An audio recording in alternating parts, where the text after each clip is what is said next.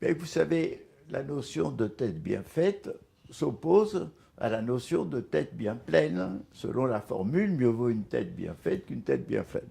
Alors, donc, une tête bien pleine, pardon, elle se définit quantitativement par la quantité de savoir, d'informations qu'elle contient. Mais une tête bien faite se définit qualitativement, c'est-à-dire par la façon qu'elle a de sélectionner la connaissance, de mettre le secondaire après l'essentiel et non pas l'inverse, d'être ouverte aux arguments ou aux événements qui réfutent notre propre conception, c'est-à-dire être capable de modifier sa conception de, pas seulement de la réalité, parce que je dirais, par exemple, par rapport à la réalité historique, moi je pense que de même que dans le temps, les voitures avaient besoin d'une révision tous les 10 000 km, je pense que nos idées ont besoin d'une révision tous les 10 ans, parce que la conjoncture change. Par exemple, ce qui était vrai avant 1989, c'est-à-dire avant l'effondrement de l'URSS ou la mondialisation, avant la mondialisation, cesse d'être vrai après. Donc, si vous voulez, c'est une tête ouverte, mais pas béante, parce qu'elle a une capacité de saisir la complexité des choses, c'est-à-dire les relations invisibles en général, parce qu'elles sont compartimentées dans le savoir officiel. Voilà en gros ce qu'est pour moi la tête bien faite.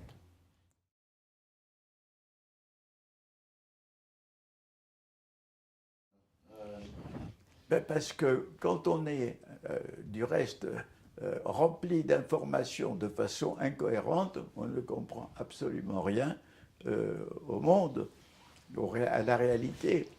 Alors que quand on est capable d'adapter sa structure de pensée à ce qu'on observe et à ce qu'on veut connaître, alors à ce moment-là, on peut arriver à une connaissance pertinente. Le vrai problème de la connaissance, c'est, un, d'éviter les erreurs et les illusions qui, sans arrêt, naissent et être capable de détecter les sources permanentes d'erreurs et d'illusions de l'esprit humain.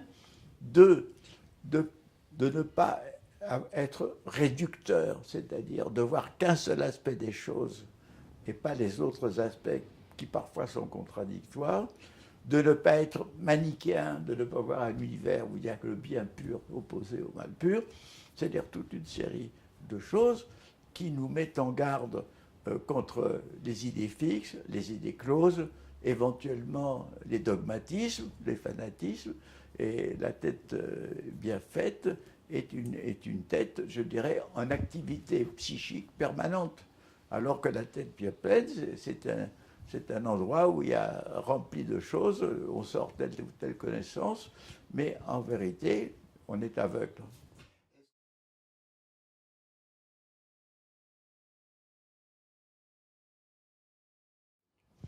Ah.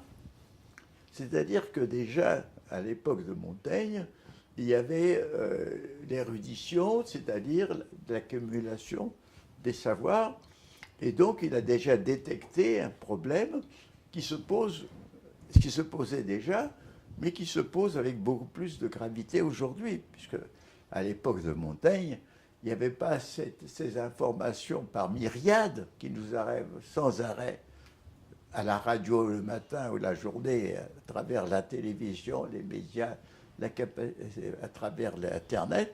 Donc aujourd'hui, nous sommes obligés d'avoir une capacité d'examen critique, hiérarchique et sélectif de toutes ces informations pour ne pas être submergé par elles.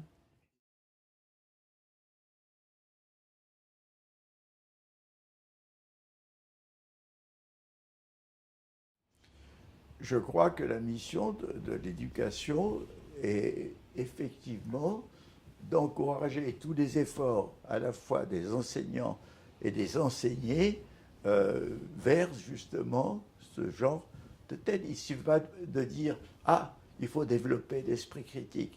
L'esprit critique, c'est évidemment une chose importante, mais ce n'est pas la seule chose. C'est l'esprit organisateur qu'il faut développer. Parce que pourquoi nous avons de plus en plus des connaissances qui arrivent dans le désordre, et dans ce désordre, on ne peut rien comprendre. Alors que la difficulté est de pouvoir organiser. Par exemple, vous avez un événement qui arrive, vous ne comprenez pas très bien pourquoi, comme par exemple, je ne sais pas moi, le 11 septembre, où les 2 tours de Manhattan ont sauté, et à ce moment-là, il faut être capable, dominant la stupeur ou la peur ou l'épouvante, de contextualiser cet événement et de pouvoir le relier, par exemple, à la connaissance d'un mouvement qui s'appelle Al-Qaïda, de ses racines, de ses développements, de ses idéologies, etc. Donc, si vous voulez, sans arrêt, on a besoin de contextualiser et de ne pas... Parce que sinon, un événement... C'est comme un texte. Si vous avez une phrase brute, elle peut avoir 1000 sens. Il n'y a que le contexte qui lui donne son sens véritable. Et bien là, pareil, c'est sans arrêt, nous avons à faire...